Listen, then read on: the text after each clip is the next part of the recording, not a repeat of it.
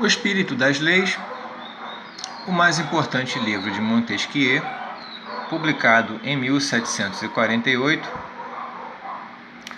quando o autor tinha 59 anos, é produto de um pensamento elaborado na primeira metade do século XVIII.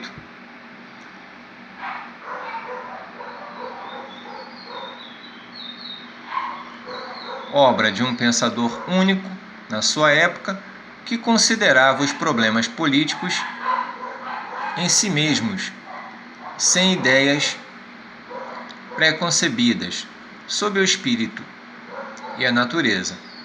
Para o pensamento ocidental, desde que os sofistas gregos, relembrando aqui, pessoal, que os sofistas eram aqueles filósofos da antiguidade, pré-socráticos, cujo discurso primava pela estética, não pela verdade. O importante era o discurso que convencesse, mas não que houvesse um comprometimento com a verdade. Esse é o discurso sofista. Até os filósofos de princípio do século XVIII, a diversidade de leis demonstrava a instabilidade da justiça humana, sendo que só no direito natural, comum a todas as sociedades, se podia encontrar a unidade original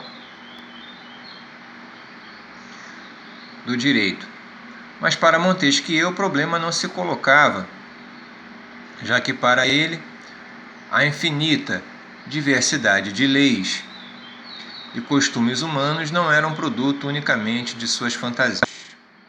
O método de Montesquieu consistiu em examinar as leis positivas nas suas relações entre si, mostrando pela própria natureza determinadas leis tanto implicavam quanto excluíam outras.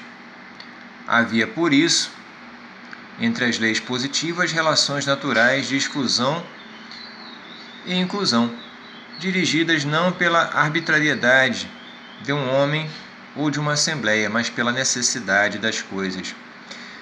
É por isso que a obra mais famosa de Montesquieu, ocupando-se unicamente das leis positivas, excluindo qualquer investigação sobre as leis naturais, começa pela célebre formulação: as leis, no seu significado mais lato, são relações necessárias que derivam da natureza das coisas. Há uma razão primitiva e as leis são as relações que se encontram entre os vários seres e das relações destes entre si. Estas afirmações estavam de acordo com a ideia da existência de leis universais, comuns a toda a humanidade.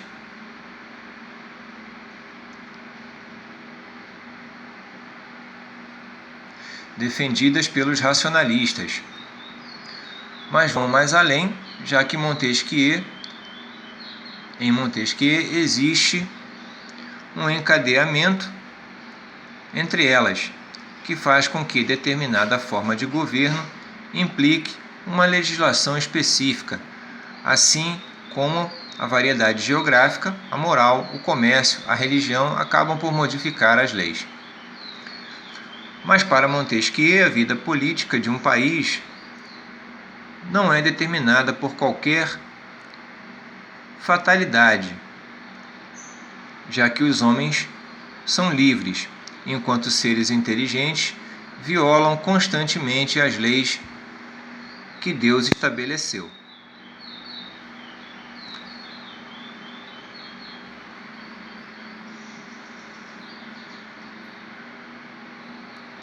Modificando também as que eles próprios criaram.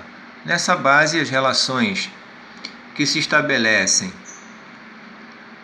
entre diferentes tipos de leis de uma sociedade não são nem inexoráveis, nem independentes da vontade humana.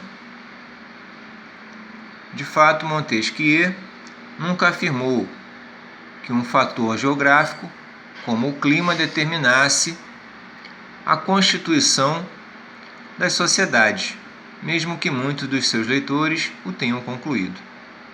O objetivo de Montesquieu é descobrir modelos de sociedade que inspirem os legisladores.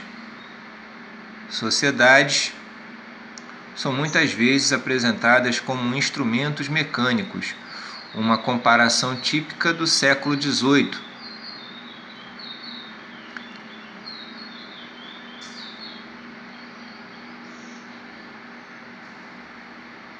Quer foram criadas e modificadas pelo engenho humano e de acordo com as relações de necessidade